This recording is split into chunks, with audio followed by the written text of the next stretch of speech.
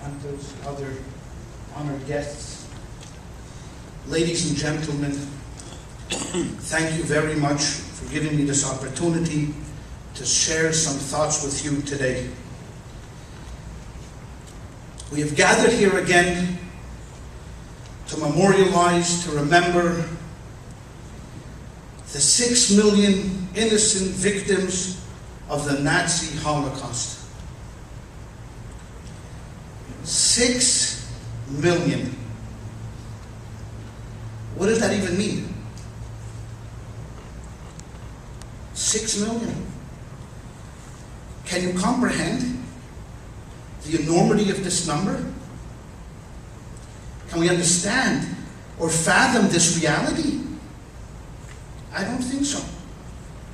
Imagine for a moment that you woke up and half of the city of Los Angeles was gone.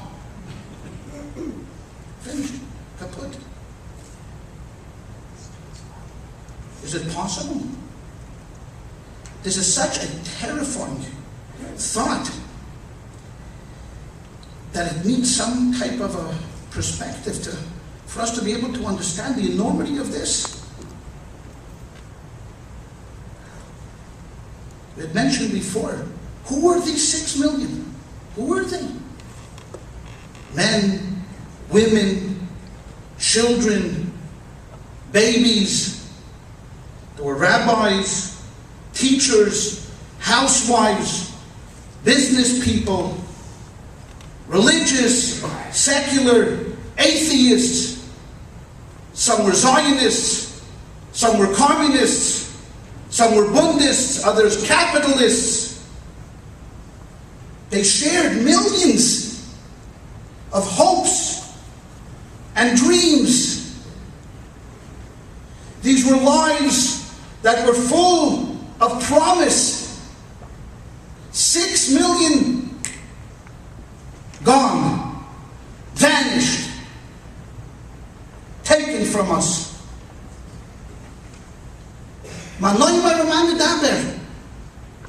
What could you say? What can one speak? How do you memorialize such an event?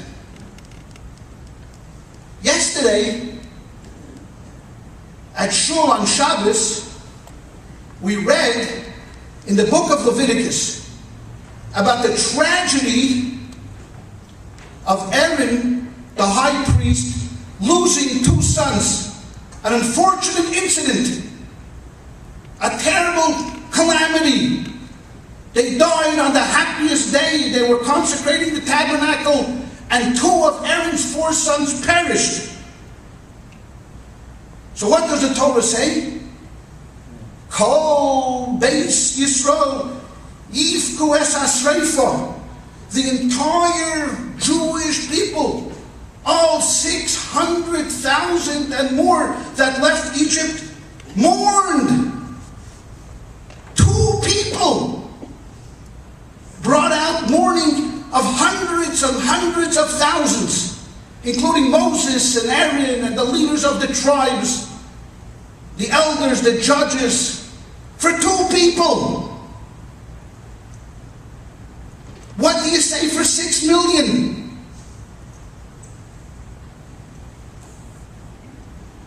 I don't know. I honestly don't know.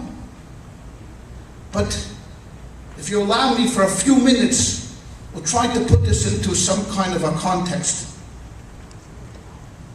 I would just like to illustrate this point with a small story. Years ago, when I was a young rabbi living in Boston, I had the honor of meeting a distinguished professor, Professor Uri Ra'anan. Professor Ra'anan was associated with the Fletcher School of Law and Diplomacy, which was a joint collaboration between Harvard and Tufts University. I used to visit with him periodically and give him some matzah for Pesach, and just show up at his door. He was a brilliant scholar and a writer. Had many fascinating stories to tell about his encounters in Israel as a diplomat to the United Nations, and also his encounters with the Lubavitcher Rebbe, so on and so forth. One of these encounters, I met him shortly after he lost his 21-year-old son to cancer.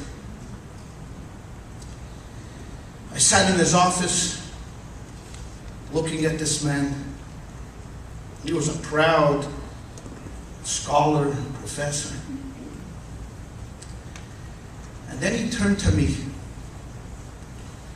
and in a calm voice, he said to me, after describing who this son was, a 21-year-old himself, a budding scholar, ravaged by cancer, and he was there in his last days. He looks at me and he says to me, Rabbi, this loss of my son is a greater tragedy to me than the Holocaust. I didn't know what to say. I was dumbfounded, shocked. Blasphemy! This is blasphemy! How do you say this to a Holocaust survivor's son? 6 million!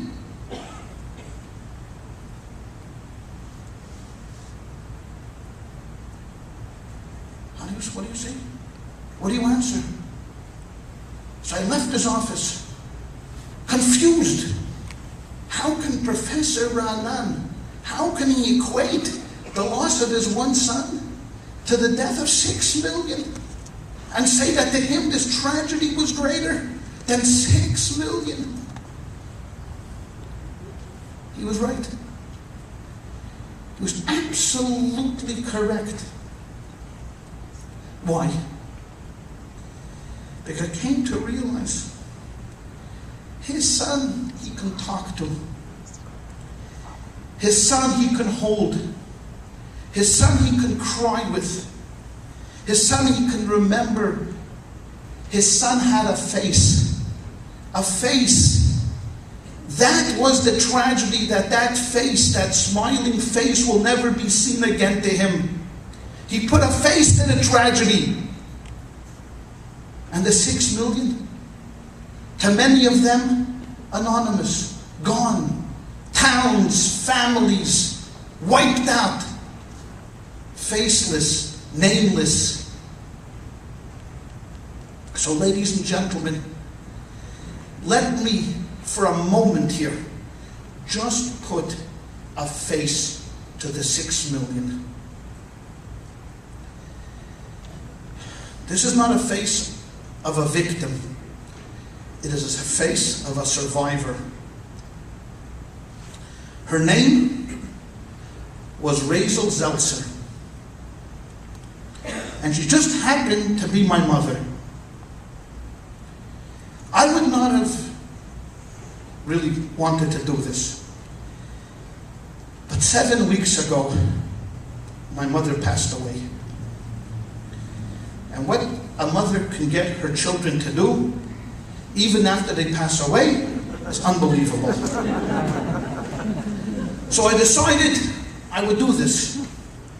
And I dedicate this talk to a Holocaust survivor, my mother. My mother was 95 years old when she passed away. And thank God she lived to see children. She lived to see grandchildren. My children are here. And she lived to see great-grandchildren. My grandson is here and he lit the first candle. But if you ask my mother, Mrs. Perelmuter, if you can, in one word, sum up your life, she would undoubtedly say, survivor. I survived. My mother was born during World War I into a large and a prominent Hasidic family in Skej.